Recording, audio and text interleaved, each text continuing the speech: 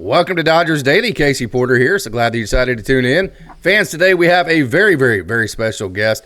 Evan Shaw, pitcher in the Dodgers organization, joins Dodgers Daily. Evan, got a chance to see you back in college there at KU.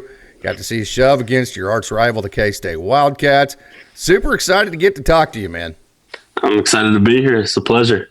Okay, so first thing I'm going to ask was the first time I ever got to see you pitch with my own eyes, and that is at Globe Life Field there in Arlington, Texas, shoving in an elimination game against your arch rival, the Sunflower Showdown there in Arlington, Texas against K-State. Take us through that 5 innings. It was a fun game.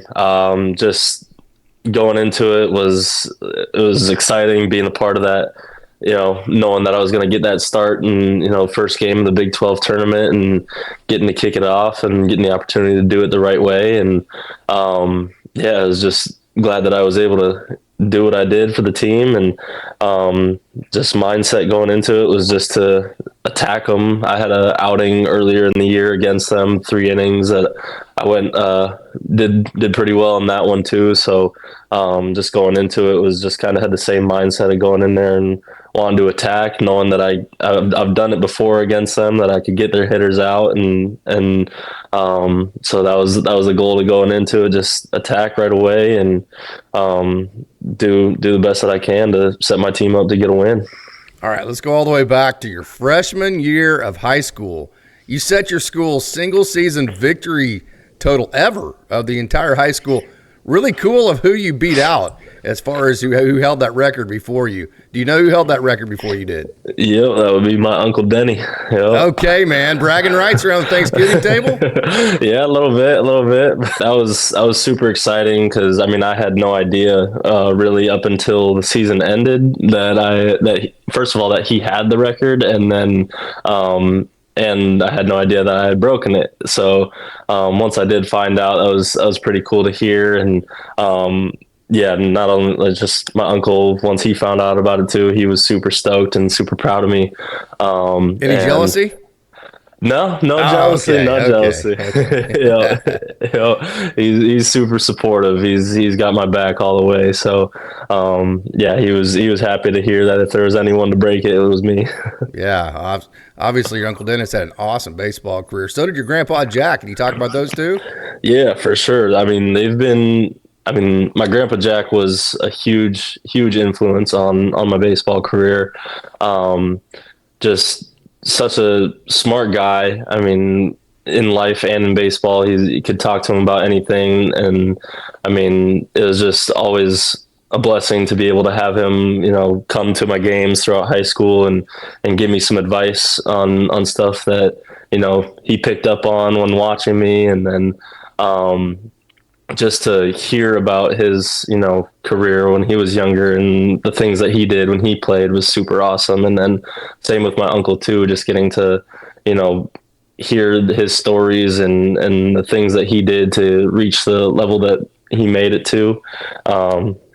Is just super special and super blessed to have them a part of my life and, be able to, talk to them and be close with them and just have that bond and share those similar stories as we're moving through our careers and everything like that. Did you grow up playing hockey or any other sports there in Minnesota? No, I was never a big hockey guy myself. I was full baseball from a very young age, and then got into basketball a little bit as I was going into middle school and everything like that, and played all the way up until my senior year of high school with basketball, and those were the two that I really stuck with throughout my life. Staying there in that same tune there, the back-to-back no-hitters. I got to hear all about that. That was something special. Super cool. Yeah. Especially doing that as a freshman. Throwing one is all that's awesome in itself, but getting that, getting that second one was just like, I don't know if I was going to get that feeling again, Yeah. Playing against, I think it was, I can't remember if it was the first one or second one that I threw, but we were playing against Concordia Academy or something like that, I believe. And I remember that the first batter of the game was 0-2 count, and I went to go throw a back foot slider and try to get him to swing over the top of it, and ended up hitting him in the back of his back toe. You hit the first hitter of the whole game, or your no hitter? Oh, first batter of the whole game. wow. That was the only reason it ended up not being a perfect game. Oh my gosh. Yeah. And of course, that's probably the biggest memory of the whole game that sticks out to you, right? Yeah. It was like, dang, that one pitch. Yeah, absolutely. So one thing you were taught at a really young age, I'm sure from your uncle and your grandpa and all that, don't show your emotions on the mound. Don't show the other team that you're frustrated or even how you're feeling at all. And how did you develop that? How does that help you? Yeah, I think that's something that was just kind of, beat into me as I was like growing up. Like, it was one of the biggest things that my dad, my uncle, my grandpa would make sure that was something that was like a main focus of, my pitching career, my development and all that. Just keeping cool, staying level. Don't let anybody like see what you're thinking, what your emotions are, because if you are frustrated, if you are feeling some sort of way that you're able to let the other team see that, then they see that frustration, and then they realize that you're struggling, and then they want to take advantage of that, and they think that they got you, and so that gives them an extra confidence boost and feel like they can just go to town on you. So that was something that was always a major part of my game, and something that I focused on, and just trying to keep a level head. And I think it's something that really has helped me stay consistent throughout my career. Let's talk about your coach, Todd Engelhardt, there at Cochise. Just won his 800th baseball game, man. First of all, that tells you you've been doing it a long time, right? It also tells you you're a great coach. Can you talk about him and the staff there at Cochise? Yeah, Coach Engelhardt and Coach Nelly, assistant coach there, Austin Nelson, they were special. I mean, having the opportunity to play for them was one of the greatest things that's ever happened to my career. They're unbelievable coaches and human beings, and they are solely there for the purpose of making you a better player and a better person. And they do a great job at it. They tell you how it is. If you're not doing great, they're going to tell you you're not doing great. Sure. But then they're also going to be there to help you fix it. They're going to help you find the solution. They're going to get you on the right track, and they're going to do it to the best of their ability. And just unbelievable people. And it was a blessing to be able to play for them. And Engelhardt, I mean, he's a mastermind. I mean, just a baseball genius. And it was, it was an honor to be able to play for him and for those 2 years that I was at Cochise. And it was super unexpected too. I mean, it was something that I didn't think I would, ever be in that situation, finding myself all the way down in Arizona in the middle of nowhere. Yeah. But I'm happy that it did happen. It was the best thing to happen to my baseball career. Probably happy that it was quite a bit warmer too, right? Yeah, for sure. A little better weather for sure. Hey, from the outside looking in, of course, I look at it from an Oklahoma State perspective, but Coach Fitzgerald has brought a super, super exciting vibe to KU baseball there in Lawrence, Kansas. Mm-hmm. So I think I already know the answer to this question because it's pretty obvious watching him operate, but what drew you to Kansas and Coach Fitzgerald? I mean, yeah, when I got there, it was just, their game plan for what they had set up, what they're trying to develop, was just something that seemed like I wanted to be a part of. Like, they not only did they had a plan in place, they made me feel at home. They made me feel welcome when I went on my visit there. It was a place that I felt comfortable with. The camaraderie, it was like, it felt like a new home, and so I mean, just getting to talk with Coach Fitz, Coach Scott, Coach Coyne, like they made it seem like they were putting something special in place, and it was something I wanted to be a part of because KU baseball was on the come up, and it was. And so it was something that I thought we could put together a special run, just from their their whole ideas that they had, and yeah, it was a blessing that they wanted me to be a part of that, and I'm thankful for them. Yeah, you guys were definitely my adopted team because, I mean, the run that you guys made, the energy you guys played with, you just looked like a band of brothers, man. You guys looked like you were having a blast. Oh yeah.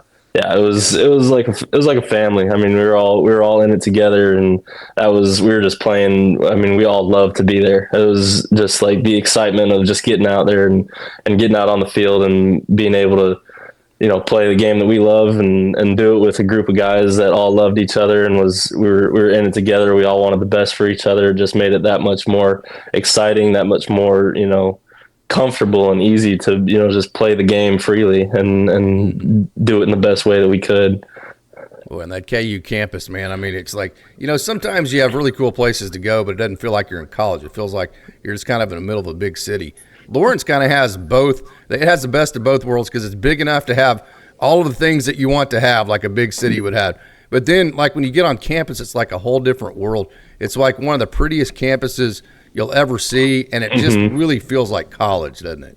Yes, it does. That was one thing when I got there is the campus was beautiful, and I mean, just the whole atmosphere. It's all about KU, like all around Lawrence. You see in the Jayhawk logo everywhere, and everybody's all about KU, and it's just a super cool place to be. 16th round, you could have went back. Take us through that decision. Yeah, I think that was one of the biggest things for me was, going back for the senior year was that deal of losing the leverage that I would have. So that was one of the big factors playing into it. And honestly, I was just ready to go pro. I knew that I had the opportunity, and it's been a dream ever since I was a little kid, and, finally having that opportunity come to light. And, even though, Coach Fitz and all them at Kansas, wanted me to come back, and it would have been great to be back there for one more year to try to make a better run at it, see if we could get into Omaha and everything like that. It would have been awesome, and I'm thankful that they were wanting me back as bad as they did. Yeah. But it was, for me, I just felt like I needed to move on, and I just wanted to get my pro career started. Thank goodness they've pushed back the draft day. Used to in the old days, the draft day was in the middle of the College World Series, and a guy would be like trying to get a base hit to win a College World Series game, and they're at the same time their name was getting drafted. But I say that to say it can be a little bit awkward for college guys to get drafted, because you get drafted and then you have all of your teammates who are your brothers that don't get drafted. So it's kind of like, well, do I celebrate? Do I not? So can you kind of take us through your draft day? Yeah, I mean, it was a lot of emotions. Super, super happy, super excited. I had been lucky to have a good group of teammates and friends throughout the years that have shown me nothing but support, and so it was a lot of congratulations. It was just a lot of great people around me that I wouldn't be here at the point that I'm at without them, and I'm thankful for them to being there for me, supporting me in the way that they have. My family, my friends, my girlfriend, we were all together during the draft day, and it was just like a super, super special day, and just finally knowing that the dream has come true of made it into professional baseball. It's just something that's almost unexplainable, Yeah. I'm assuming there at KU you had the Rapsodo machines and the TrackMan and all that, right? Yeah. So your big sweeper that you have, can you tell me what your vertical break is on that pitch? Let's see. It's probably around like anywhere from, -2, -4. Yeah. Right. I asked that to say basically it's almost exactly straight sideways, right? Yeah. And then you have a cut fastball. So can you talk about those two pitches and how you move, how you're really horizontal with those two pitches? Yeah. I mean, I think that sweeper has been in my arsenal, for the longest time. Probably since I was 10 years old or something like that. What you used to call it before they came up with the term sweeper? Slider. Slider, yeah. Okay. Yeah. Sliders, some people call it a curveball, some people call it a slurve. It's Slurve, yeah. So, but I would just always call it a slider because that's just the way that's just what it was called when I learned it. But yeah, it's just been my go-to strikeout pitch, for the longest time, and it's been something that I try to tunnel with my fastball as best as I can. Try to use my fastball to get ahead in counts and set up that sweeper, and it's been a great combo for me, and I think having just that horizontal movement on it. I think that's just been my main focus, is just seeing how much movement I can get on them and everything like that, and just try to keep the hitters guessing the best I can. Works really well against professional hitters because most professional hitters have a north-south swing plane, don't they? Yeah, definitely. So that's why, that's definitely something that, I've been like focusing on, like seeing what I can do to, make hitters miss as much as I can. And, Sure. So I'll just kind of continue to develop it and keep it under control. And that's the biggest thing, is just putting it in the zone and, then setting it up to where if I do need to throw it out of the zone, and making guys swing over the top of it or whatever it may be. So we've talked about your sweeper, the cut fastball. You mentioned tunneling your fastball. Take us through your entire arsenal, your entire pitch mix. Yeah. Got the fastball, slider, and then throw circle change. And then this past fall, or whatever, with the Dodgers, they had me mess with a sinker a little bit. Didn't ever use it in game really. Just because still trying to develop it a little more. But so right now, fastball, the sweeper, circle change, and circle change is something I haven't used a whole lot over the last year or two or so, but haven't had to really. Yeah. So, but it's something that I've been working on too, and trying to get better and better. And I have felt more confident with it. And is it more pull the string, or does it have like a tumble and fade profile to it? More tumble and fade. Yeah. Nice. So, I think it's something that I've wanted to, make it a better pitch, and something that I can throw in any count. And is something that I have started to feel more confident in over the last, year or so. Just cause I want to be able to keep hitters guessing, and so if I can have a third pitch to where it's mastered and I can throw it with the confidence that I do with my fastball and sweeper, then I feel like that'll just make me that much more deadly. But it's just, I guess been, one of my focuses recently. We've talked about your pitch mix and all the nitty gritties of the types of pitches you throw, but can you tell us what style of pitcher that you see? You're big lefty, but are you a power guy? Are you what type of style would you say that you are? I would say I'm more of a finesse guy. I have been more throughout my career. Like I have been getting up the velo up a little bit more recently, but throughout where's it at now? The velo topped out at 95 before. Oh, nice. Yeah. So regularly, like when I was with Rancho this year, it was sitting 91 and 93 and touching 4. Didn't get any 5s at Rancho, but have before. So trying to get that up some more.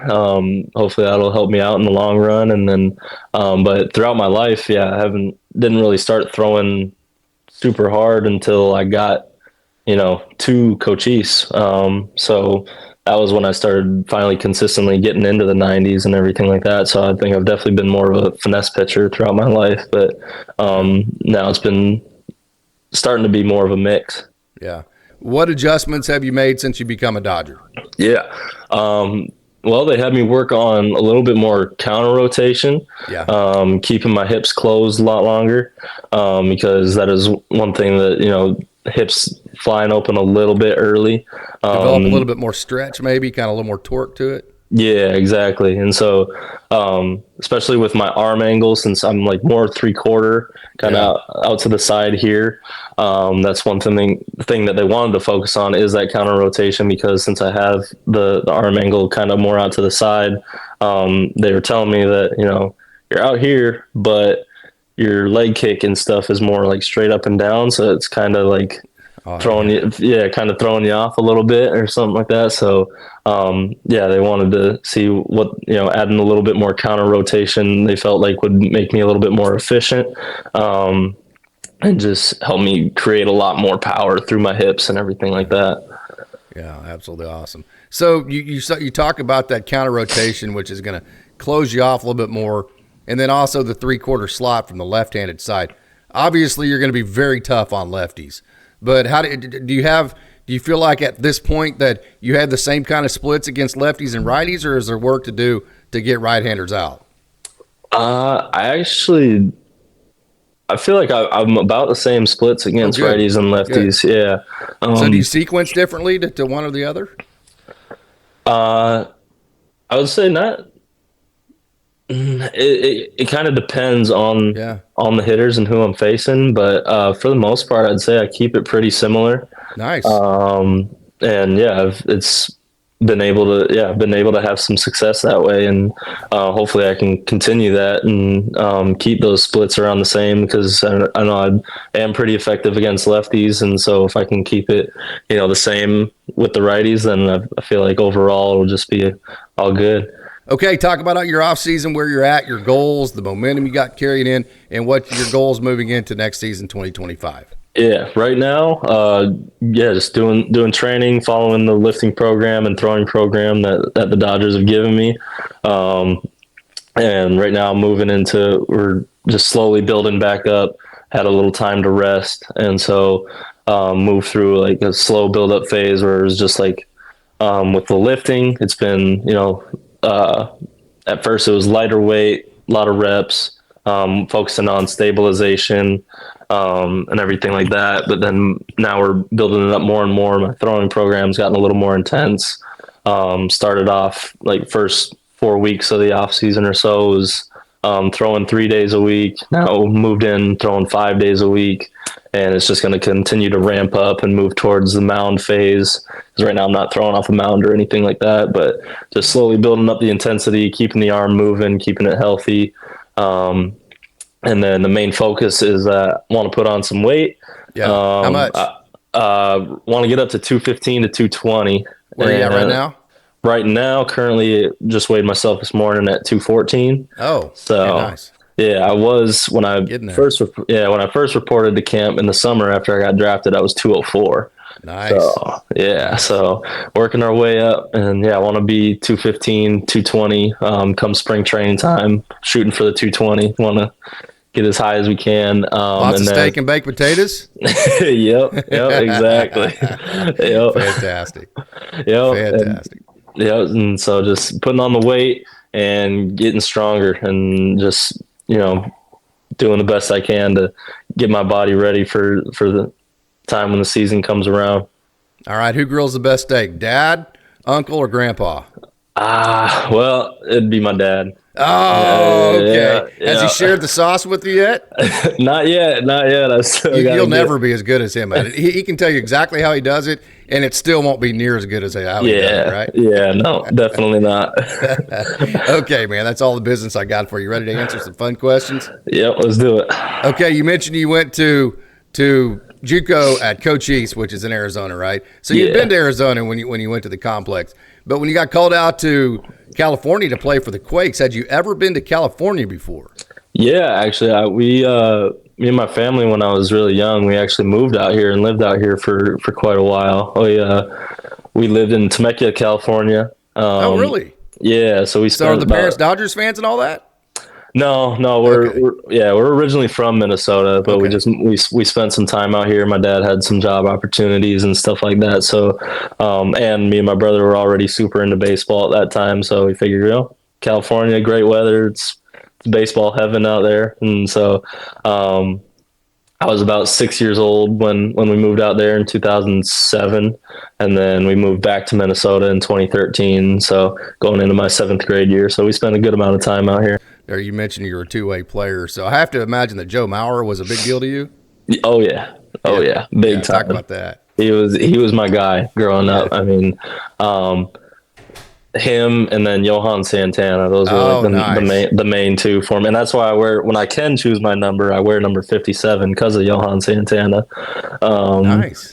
Yeah. So those were my two guys growing up, but especially Mauer, just because he stayed with the team all throughout his career, and I mean, it's just unbelievable player, unbelievable person, and it was a great guy to be able to watch growing up, and model some of my swing after, and model the way I play the game after, because he played the right way, did everything the right way, and was just a great player to look up to. So you wanted to be Joe Mauer, but then you ended up being a pitcher. How did we get away from the position side? Yeah, I think it was ultimately, the success that I had pitching throughout high school, and just the success I had pitching throughout my life, and finishing high school and going into college. Was pretty scrawny kid going into college, and so I didn't really have the pop or anything like that, and so as well, might just want to go stick with pitching because I know it's where I definitely know I'm good at that, and I was good at hitting, but I just felt like I had more of an upside being a PO. There's no doubt about that. So I got to ask you there in JUCO, I mean, anybody who's ever experienced any kind of JUCO baseball, you have to have at least one story of like turning the lights out at some ridiculous time. What's the longest day you can remember, either practice-wise or game-wise at JUCO? Well, oh man, I mean, JUCO, we had long days every day, to be honest with you. So, especially, you think you're done? Hey, inter squad, let's go. Yeah, exactly. Yeah, I mean, we had first 2 months of the fall when we'd be practicing would always be we'd have morning runs, so we'd wake up at 5:30 or before 5:30. We'd get to wherever we were running at, whether that was at the field or it was just like a little grass patch out somewhere on the campus, and so we'd start at 5:30 and be doing sprints or long distance, whatever it may be for that day, and then get done with that, eat breakfast at the cafeteria when it opened at 6:00, and then go throughout the school day, get the classes done, everything like that. Practice would be around like 1:45, and then I'd say probably our longest one ended up finishing around like 5:30 or something. So no lights? You didn't have lights at your facility? No lights. Oh, you got lucky. I have one of my best buddies in the world played at Connors, and his freshman year they didn't have lights, which was great. Okay. His sophomore year they got lights, and it was like they were going till midnight. Oh, geez. Like, oh man, you were so lucky that you went to a JUCO that didn't have lights, right? Yep, no lights. Because that 5:45 would have been like 11. Yeah, exactly. Okay, what's the coolest thing that's ever happened to you as a pro? I'd say probably the coolest moment so far has been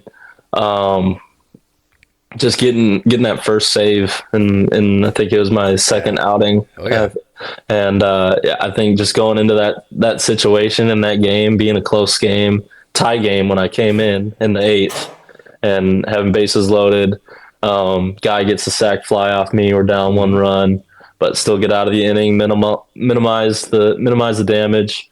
And then just hoping that my guys come through for me and get either tie back up or get us the lead, and they sure did. Getting those 3 runs in the top of the 9th was huge. Got us up 6-4, and then being able to go back out there, having my coaches already have the trust in me to send me back out there for the 9th. It was just like it was awesome just being in a big situation like that already, and then getting to actually close it out. I had Elijah Hainline make a huge play for me in that inning. Moved to his left. Yep. Oh yeah, huge Up play. middle. I mean, Yeah. made it 2 outs and runners on second and third instead of 1 out, bases loaded. So that was massive. That dude's Appreciate him for clutch. that. Yeah. Yep. So having that, and then getting that last guy out and being able to actually close it out and get the win on the night was just huge, and it was unbelievable feeling. It was a major high for sure. Yeah. And then you got your first win, it seems like, about a week later, didn't you? Yeah. Yep. That was cool too, I'm sure. Oh yeah. So you mentioned you're having to gain some weight. I'm so jealous of people that have to gain weight. When you get to be my age, it might not be that situation. I can just tell you that. So I'm always jealous when I hear people say, I'm trying to gain weight. I'm like, well, I'm not. So there you go. Right? Okay. So what is we won't tell anybody in the organization because you're probably not supposed to eat fast food, right? But what is your go-to fast food in Southern California? I mean, it's probably a pretty basic answer, but I'd have to say In-N-Out. Oh yeah. Yeah. What's your go-to there, man? Get the number one. Number one, animal style, and rock it out like that. Okay, so I always ask this question of anybody who has just recently played for Shoemaker or ever played for Shoemaker. Have you ever seen him out of uniform? It's funny because I didn't ever think it was I didn't know it was such a rare thing to see him out of uniform, but I actually was able to see him out of uniform first time I met him. No kidding. Yeah. So, you had no idea what was getting ready to come, did you? Yeah, no, not at all. So, when I first got to the stadium, when I got called up, he was out. I was there pretty early that day, so he was out of uniform still quite a few hours before everything started, and but then find out later, it was like, that's a rare sight to see. So. Probably never saw it again. So, hey, Evan Shaw, this has been a great honor. So glad that you decided to tune in. Been a lot of fun getting to hear your arc all the way from high school, the cool stories there, to KU. Got to see you there in person at Globe Life, and then got to see your first save and then first start last summer, knowing just at least a little bit about you. Now getting to talk to you. This has been awesome, dude. Thank you for joining. Yeah, I appreciate you having me. It's been a pleasure.